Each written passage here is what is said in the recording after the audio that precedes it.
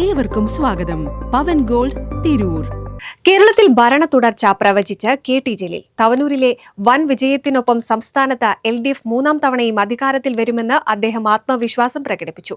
മലപ്പുറം ജില്ലയിൽ ഇത്തവണ മുസ്ലിം ലീഗിന് വലിയ തിരിച്ചടി നേരിടേണ്ടി വരുമെന്നും ജലീൽ കൂട്ടിച്ചേർത്തു.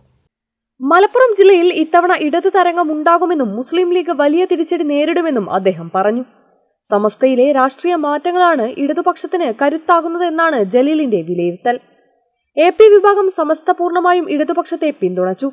കൂടാതെ EK വിഭാഗം സമസ്തയിലെ ലീഗ് വിരുദ്ധ ചേരി സംഘടനയിൽ മേൽക്കൈ നേടിയത് ഇടതിന് ഗുണകരമായി.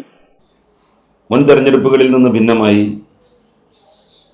മൈനോറിറ്റി കൺസോളിഡേഷൻ ഇടതുപക്ഷ മുന്നണിക്ക് എതിരായി ഉണ്ടായിട്ടില്ല എന്നുള്ളത് അവിതർക്കിതമാണ്.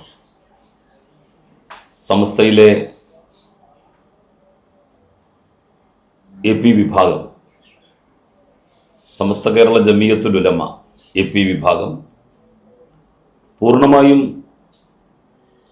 ഇടതുപക്ഷത്തിന് പിന്തുണ പ്രഖ്യാപിക്കുന്ന സാഹചര്യം ഉണ്ടായിട്ടുണ്ട്.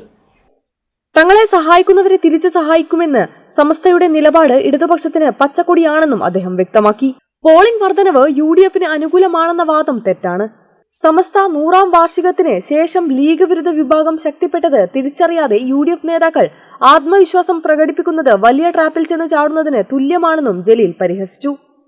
തവനൂരിലെ വിജയത്തിന് പുറമെ താനൂരിലും വേങ്ങരയിലും ഇടതുപക്ഷം മികച്ച പോരാട്ടമാണ് കാഴ്ചവെച്ചത്. കാന്തപുരം വിഭാഗത്തിന്റെയും EK സമസ്തയുടെ അതൃപ്തരുടെയും വോട്ടുകൾ ഇത്തവണ പെട്ടിയിലായെന്നും അദ്ദേഹം കൂട്ടിച്ചേർത്തു. സമസ്തക്കാർ പറഞ്ഞ വാക്കു പാലിക്കുമെന്നും കഴിഞ്ഞ 10 വർഷം അവരെ സഹായിച്ച സർക്കാരിനെ അവർ കൈവിടില്ലെന്നും ജലീൽ പറഞ്ഞു.